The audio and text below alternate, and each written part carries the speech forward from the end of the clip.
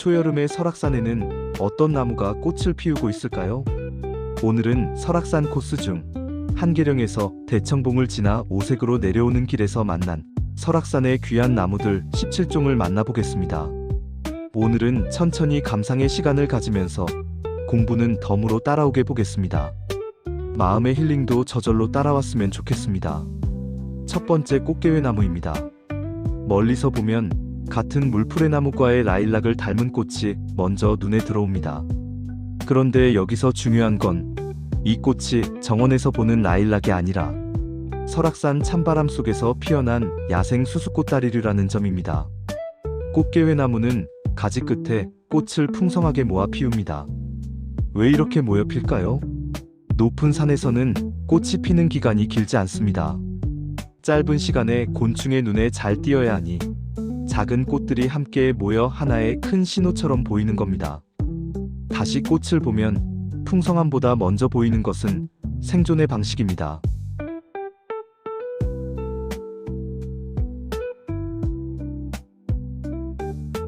두 번째, 털개회나무입니다. 꽃게회나무와 비슷해 보이지만 이름처럼 잎과 어린 가지에 털이 있는 나무입니다. 오늘은 세밀하게 비교하려고 애쓰지 않아도 괜찮습니다. 그냥 이렇게 보면 됩니다. 높은 산에서 털은 장식이 아니라 어린 잎과 가지를 지키는 얇은 옷입니다. 찬 바람을 바로 맞지 않게 하고 잎 표면의 수분이 너무 빨리 빠져나가지 않게 돕습니다. 그래서 털개회나무의 꽃을 볼 때는 꽃만 보지 말고 꽃을 받치고 있는 잎과 가지도 함께 보면 좋습니다.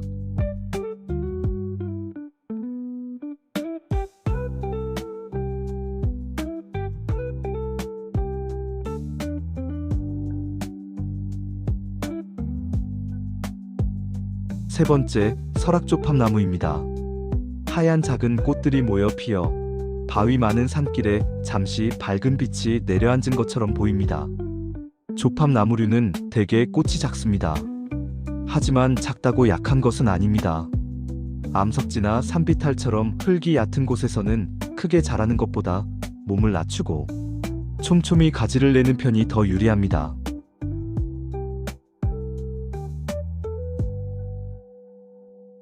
네 번째, 회목나무입니다. 회목나무의 꽃은 크고 화려하지 않습니다. 그래서 그냥 지나치기 쉽습니다. 하지만 가까이 보면 꽃이 잎 곁에 조용히 붙어있는 듯한 독특한 모습이 보입니다. 이 나무는 꽃보다 나중에 달리는 붉은 열매로 더 잘 알려져 있습니다. 붉은 열매는 새들에게 잘 보이는 색입니다. 다섯 번째, 산행도나무입니다. 작은 관목이라 그냥 풀처럼 지나칠 수도 있지만 진달래과에 속하는 어엿한 나무입니다. 꽃은 작고 종처럼 아래를 향해 피는 모습이 인상적입니다. 왜 높은 산에는 이런 작은 관목이 많을까요? 바람을 피하려면 높이 자라는 것보다 낮게 자라는 편이 안전합니다. 또 산행도나무 같은 진달래과 식물은 산성 토양과 척박한 환경에 잘 적응한 편입니다. 나중에 붉은 열매가 달리면 새들이 찾아옵니다. 지금 보이는 작은 꽃은 설악산의 짧은 계절이 시작되었다는 조용한 표시입니다.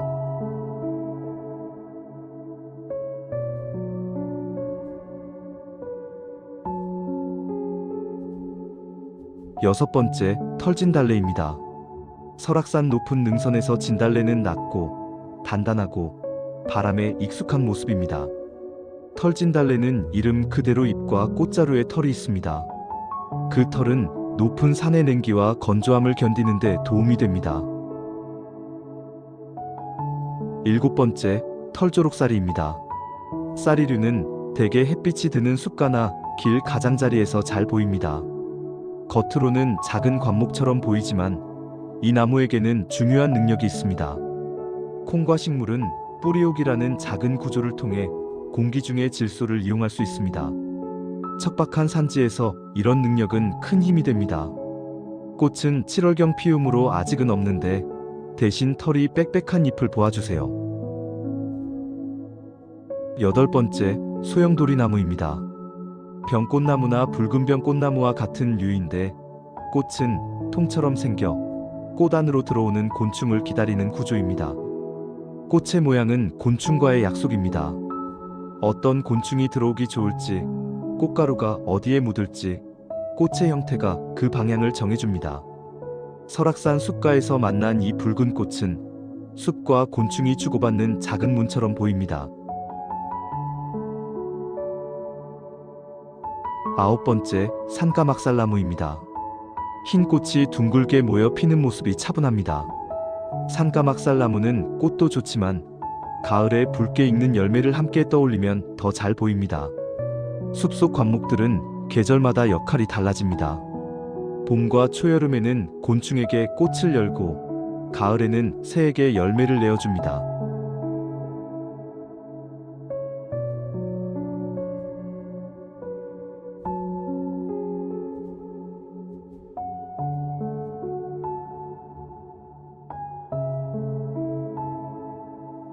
열 번째, 인가목입니다. 높은 산에서 만나는 야생 장미라고 할 수 있겠습니다. 꽃도 장미를 닮았죠? 큰 분홍꽃이 피어 있으면 거친 능선길에서도 발걸음이 잠시 느려집니다. 하지만 인가목은 부드러운 꽃만 가진 나무가 아닙니다. 줄기에는 가시가 있고 바람을 견디기 위해 키를 낮추며 자랍니다. 다시 봐도 인가목의 꽃은 아름다움과 날카로움을 함께 가진 고산의 장미입니다.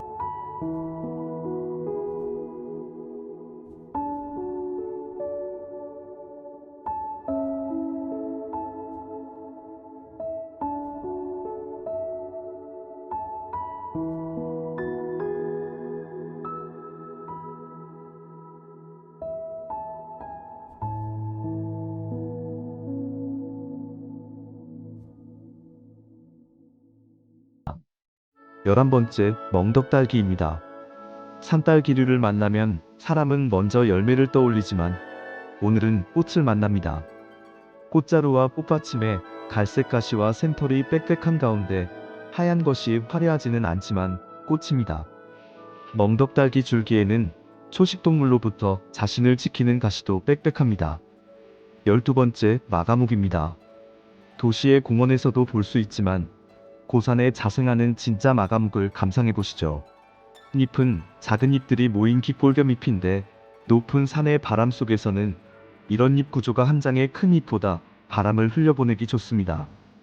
꽃은 흰색으로 모여 피고 가을이 되면 붉은 열매가 송이처럼 달리는데 이 붉은 열매는 한약재가 되기도 하고 술을 담가 먹기도 하죠.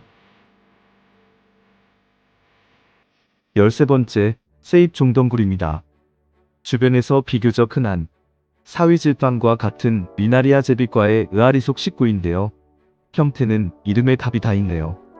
잎이 세 갈래고 꽃은 아래를 향해 종처럼 달립니다. 아래로 숙인 종 모양 꽃은 비와 찬 공기를 피하는 데도 도움이 됩니다. 다시 보면 고개 숙인 꽃이 오히려 산의 조건에 잘 맞춘 자세처럼 보입니다. 중국 동북부에서 자라기도 한다고 하는데 한국의 특산식물입니다. 14번째, 요강나물입니다. 세잎 종덩굴과 같이 의아리 속입니다. 이름에 나물이 붙었어도 엄연한 나무이고요. 의아리 속 나무가 15종이 넘는데요. 그 중에서 유일하게 덩굴식물이 아니기도 하니 특색이 많죠? 이름은 낯설지만 꽃을 한번 보면 쉽게 잊히지 않습니다. 검은빛의 종모양 꽃이 아래로 숙여 피는 것이 꽃이라고 하기에는 특이한데 화려하게 드러나는 꽃이 아니라 어둡고 낮게 숙인 꽃이라는 점입니다. 강한 빛과 비, 차가운 공기 속에서 꽃가루를 지키는 자세로 볼 수 있습니다.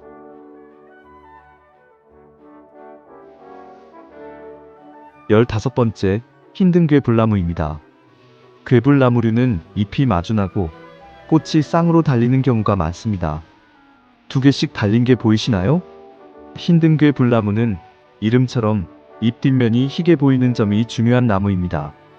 강한 빛을 반사하고 잎 표면의 수분 손실을 줄이는 데 도움이 될 수 있습니다. 높은 산 능선과 정상부에서 드물게 만나는 관목으로 알려져 있습니다. 16번째, 덤불오리나무입니다. 오리나무 하면 보통 물가에 키 큰 나무를 떠올립니다.